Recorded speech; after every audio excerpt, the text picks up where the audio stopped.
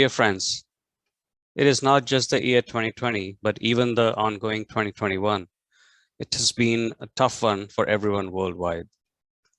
As the world was battling against a new disease, coronavirus, people everywhere were forced down to lock themselves up at their homes. Numerous countries imposed a lockdown to combat the spread of the coronavirus. It has been the worst disease humankind has witnessed in almost a century. It was like the reminiscence of all the apocalyptic movies we've watched in theaters, home, and smartphones too. The coronavirus brought humankind to its knees, and people everywhere were losing hope as they watched millions get infected and millions succumb to this fatal disease. But as we say, in the moments of complete darkness, people can discover the courage to fight back.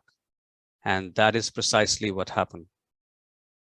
When the world was beginning to reveal its ugly side, some individuals stood up to say, and literally spoke, "Not on my watch." It was none other than our frontline and healthcare workers who decided to risk their lives to save others. During this time, we realized their actual value and learned to appreciate them for all they did to help others in these distraught times. Today, the world salutes and is indebted to all the sacrifices they made to save a lot of us and to create awareness for containing the spread of coronavirus and for staying safe. Today, I'll be talking to one such COVID warrior who not just helped other people survive, but has been also a survivor herself during this tough time.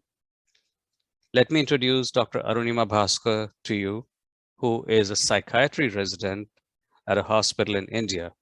You know that the second wave of COVID was very deadly for India and lots of people died. And it came as a surprise too, and people were caught off guard. So she had to work in the medical ICU to provide her services to the ailing and the dying. So let's talk to Dr. Arunima Bhaskar. Okay, so welcome, Dr. Arunima. We've been in touch for some time, and you have been through a lot in the last 1 year, maybe in the last 2 years. So what I got to know from you is that you are a psychiatry resident. So first of all, tell me a little bit about how was your transition from medical school to psychiatry? How did you feel about that first? And then we'll talk more about COVID. Transition is always difficult because you have to convert the knowledge you just read in book, and you don't see a lot of patients in medical school.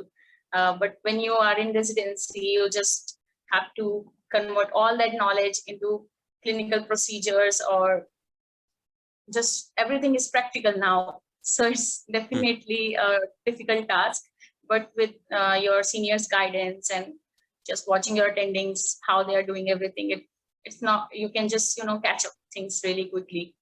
And it's been a learning experience. Of course, COVID just made things very tough for us. But now that COVID is behind us, so it's been the situation has been better now. So how many months were you able to do your psychiatry residency before you were called for COVID duties? I joined in July last year for residency, and I started doing COVID duties in September. So this was almost like right away, within a couple of months before you got adjusted, you were called. Within like 7 days of our joining, we were actually called in for training for COVID duties. Like all the residents were called in, and they were made to sit in a huge auditorium, and all the senior attendings just taught us the steps of donning and doffing and how to manage COVID patients and basics of what it's all about. And just, because if you don't have any knowledge about these things, you will be very scared on your first COVID shift. So it's better to just, train the residents beforehand, so they are well equipped to deal with the duties. So although your seniors tried their best to prime you or to prepare you for this, but how was your feeling at that time? Because when you got into psychiatry, this is something very different from that. You were not hoping to get into, this system of like treating a pandemic, and a pandemic so severe that was, so many people died. And this kind of pandemic has not happened in the last 100 years. So tell us about your feelings and how are you reacting to this whole transition? Definitely, I was a little bit scared and nervous. I think everybody was. Like some people were able to express it, and others were just joking about it. Because people react to situations in different ways and use different ways to cope with things and cope with stress. So, as we were told about the steps of dawning and doffing, I was actually paying a lot of attention because I didn't want to make a mistake and just contaminate myself. And my friends were just like, this is no one is going to follow this. Everybody's and in the end, everybody is going to tear that off and just place it. So I was like, no, we should pay attention. We don't want us to, get infected. And COVID was new and it was the first wave. So everybody was very scared during the first wave. I think towards the second wave, everybody just got very used to it. And most people just thought that if we are young and we are healthy, then even if we get COVID, our symptoms will not be very severe. So the fear just decreased over time. But initially it was very scary. And when we joined psychiatry, it's not what we expected to do, because medicine residents and surgery residents, or let's say respiratory and emergency medicine residents, they just know what they are signing up for and they are okay with that. It's their specialty. They are the core medicine departments. And we, being the known core medicine departments, we were like really nervous about all this.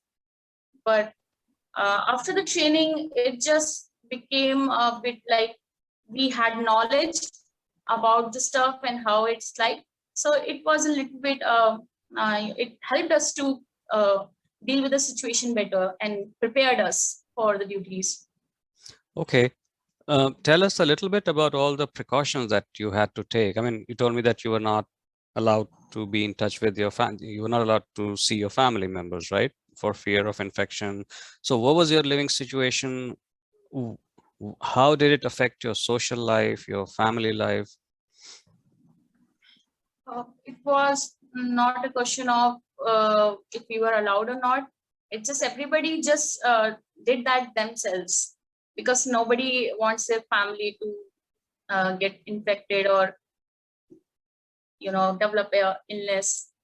So most of us have families, and in India, many people just have a lot of, people in middle age have a lot of comorbidities like diabetes and hypertension. So all of us were worried about our parents. So we basically most of the residents, they come from different cities. So they were actually staying in hostels or apartments. So basically away from their families by default. So it was difficult, but we were trying to stay in touch with our families through video calls and through normal voice calls. Whenever we get the time, we used to talk to them. And they were just worried, as it's obvious, but it was encouraging because you need to have a support system in these difficult times. So for how long did you not see your family members? I guess till Diwali. Starting from like how many months did you not see them? The COVID kind of like the cases began falling, decreasing. So I just saw them after 6 months. 6 months. Okay. So they must be really worried about you and, you going through this whole thing. Yeah. And there was, in most countries, there were dearth of scarcity of beds, masks, and protective gears.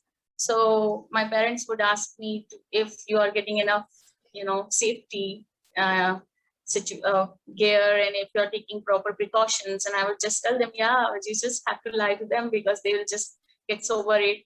But yeah, there was scarcity of a lot of stuff, and most of the times we had to buy our own masks.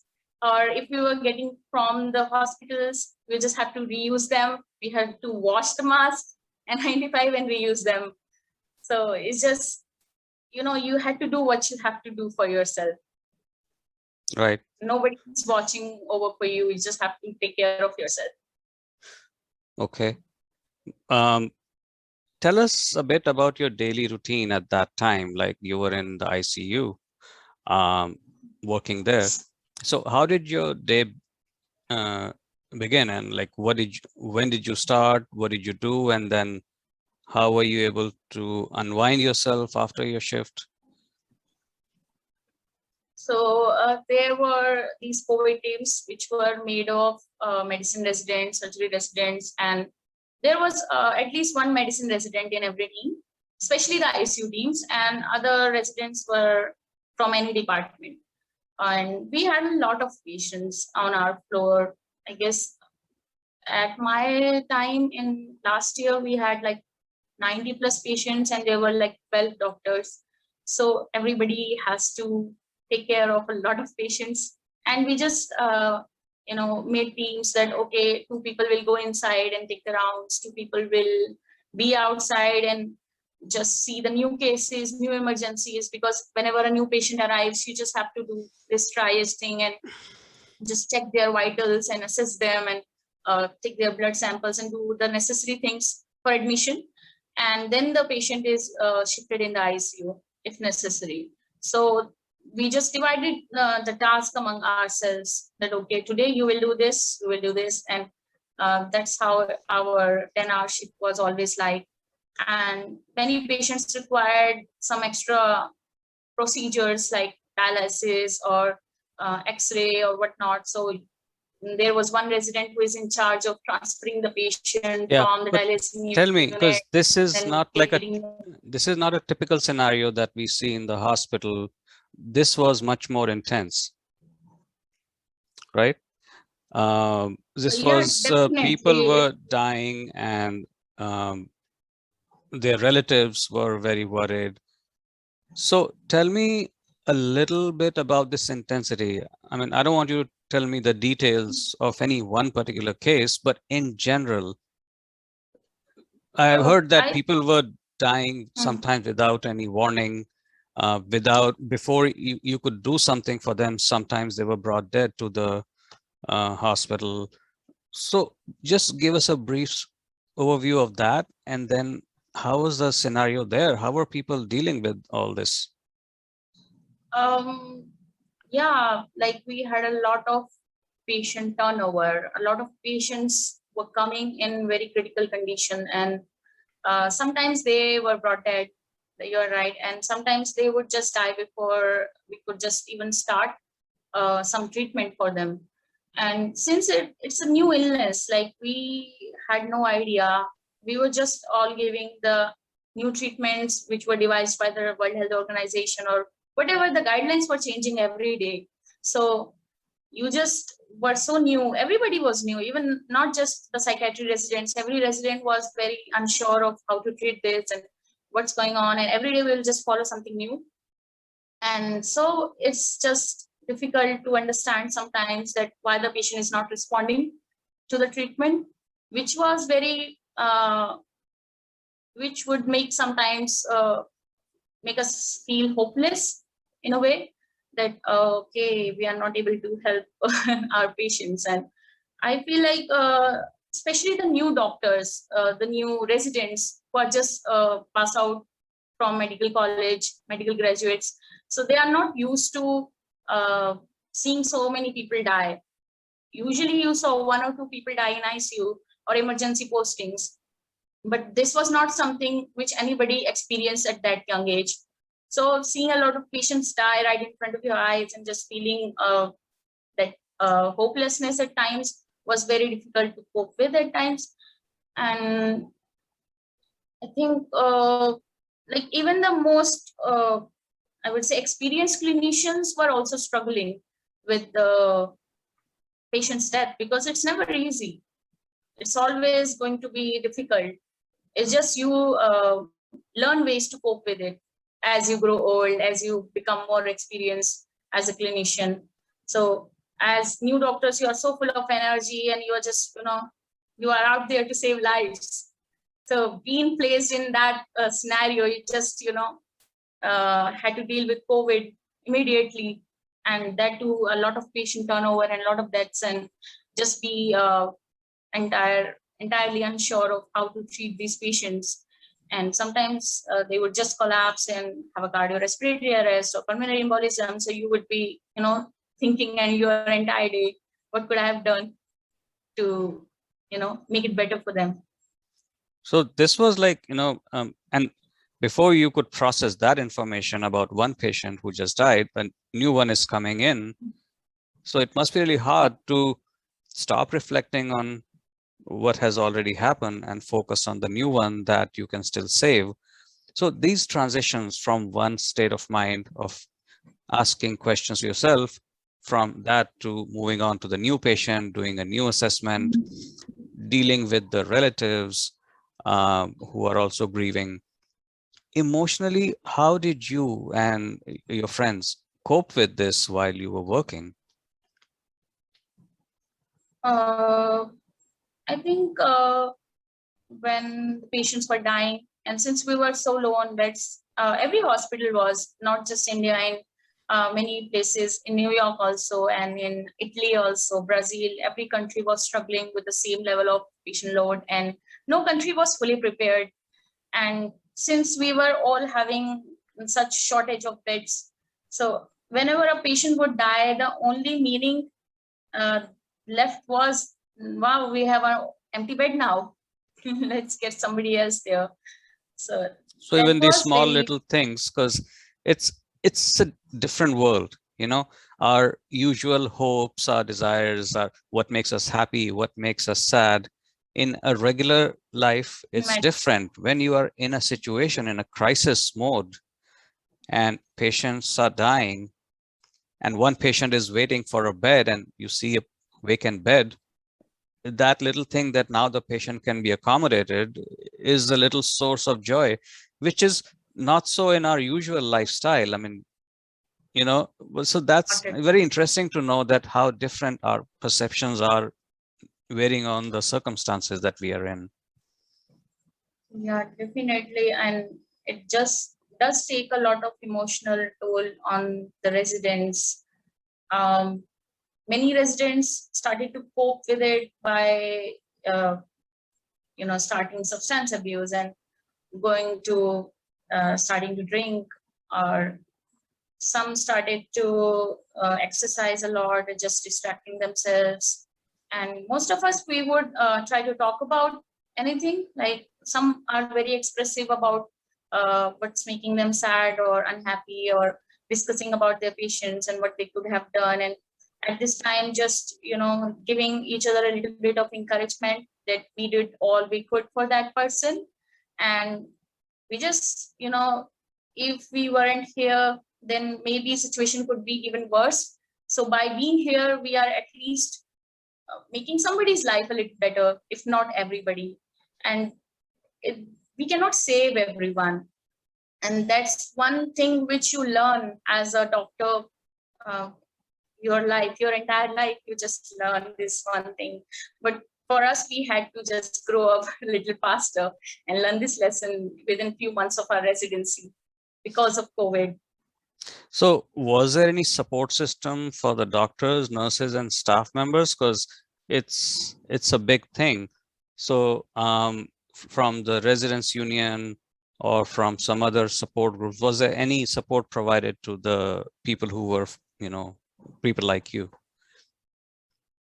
Um, I think at some places in India, in some hospitals, there was definitely some helplines numbers which were being circulated for residents to talk to. And in India as a whole, many new helplines were launched by NIMAMS Hospital here for residents to talk to. And our department was also open for any resident if they need any kind of help coping with anything. And we had in there. So after the COVID, I mean, it's not completely gone, but the cases are less now. Have you met with your family recently? Yeah, it's been like 6 months again almost. I went around March to visit them. So in the beginning of your career itself, you have seen this big thing. What do you think? How has it changed you, if at all? How are you a different person now after seeing this whole, pandemic thing and, these tough sights that you saw? I think there are pros and cons to every situation, and the cons will be like it's definitely very emotional and very difficult to deal with, and there is a very thin line where you don't know where you are getting too involved with the patients or their families. They talk to you about their families, and just seeing somebody die and their family giving intense emotional reactions to bad news, it's very difficult to cope at times, and it does sits in your brain for a while. You just start thinking and keep thinking about it for some time. So initially, I would say I had little difficulty coping with it, and I would think about it, and many people like me, many doctors in India developed some similar problems and insomnia, and just this pre-shift anxiety. This term was being very common, and everybody used that every day before their shift, people would get just extra nervous because you are anticipating more deaths than saving lives. That was the situation, because your brain is more prone to save that memories which are negative than focusing on the positive side. So yeah, you were just anticipating that, okay, today how many people are going to die, I hope nobody dies. So that pre-shift anxiety was there, and obviously the duties were very difficult because it's not a normal ward. You have to follow a lot of procedures. You have to wear this whole plastic clothing, which is your PPE, and you sweat like crazy in those. So it's very difficult physically as well. You have to be in that for your entire shift, like 6, 7, 8 hours, and still work at the same potential, because patients keep coming and you just have to take care of everybody. So it was physically, emotionally, socially, at every aspect it was taxing. It's very difficult. But looking at the positive side, there are a lot of positives also. I learned a lot of I think I was able to see a lot of patients who were having anxiety, depression inside the wards, and I was able to interact with them and put my knowledge into effect, and just see how patients were responding to it. So I think I also learned a lot of clinical procedures, which I might not have learned in psychiatry. So I'm more like clinically confident. Like I think that I will look my patients more, with more confidence now about anything. Right. So they say that whatever doesn't, yeah, it's a saying like whatever doesn't kill you makes you stronger. So do you see yourself as, although this whole experience was bad, but it has put that strength in you, not just emotional strength, but also clinical, expertise and skills that you've learned as a crash course? It was a forced crash course in a way to learn things fast. And now in future, you'll be better prepared for any crisis, any emergency situation. Now that you've lived through this, really bad emergency situation. So now small little emergencies will not bother you in future. Yeah. Right? Definitely. Okay. So before we close, I want you to give a message to people who are junior to you or medical students, because they have seen all this, but medical students, for example, they haven't been into a situation like this the way you've been. Do you have anything to say to them about how they should have an attitude towards life, disease, death in general before when they become residents? How should they look at this whole profession? Um, I think it's still a very noble profession, and many all the people everywhere, they have a huge respect for medical professionals for what they are doing, especially in the COVID era. So it's a great profession, first of all, and you just have to be passionate about it. Of course, losing your patients is very difficult, no matter how experienced you are. You just have to know how to break the bad news to their families. If you're doing it in a right way, using proper words, appropriate, kind, comforting words, and using a terminology which is easily understandable by the patient's family as well as the patient, basically the spikes protocol.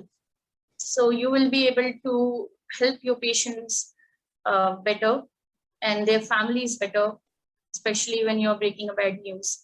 And you will also feel that you're dealing the death of your patient in a little bit better way.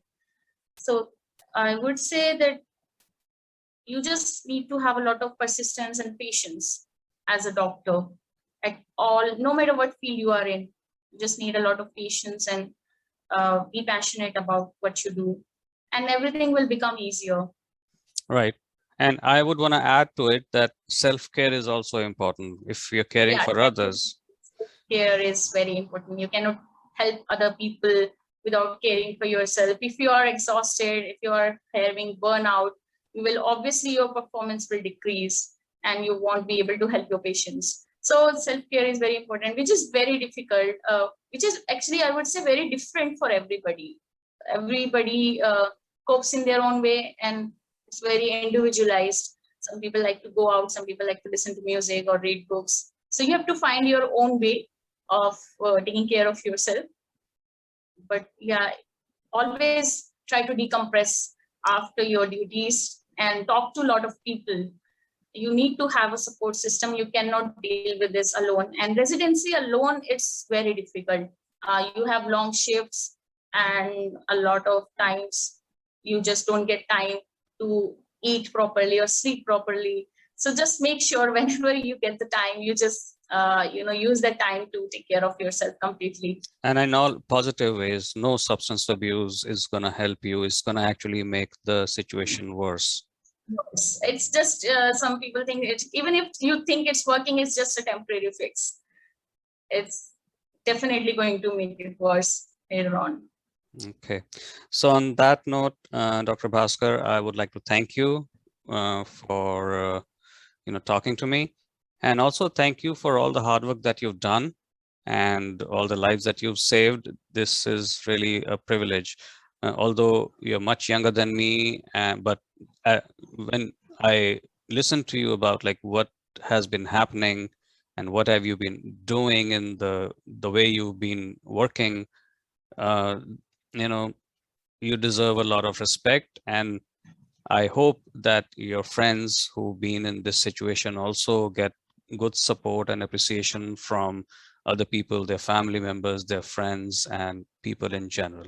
Okay, so I'll talk to you again sometime in future. And Sure. thanks a lot and all the best. Thank you. Thank you. All right.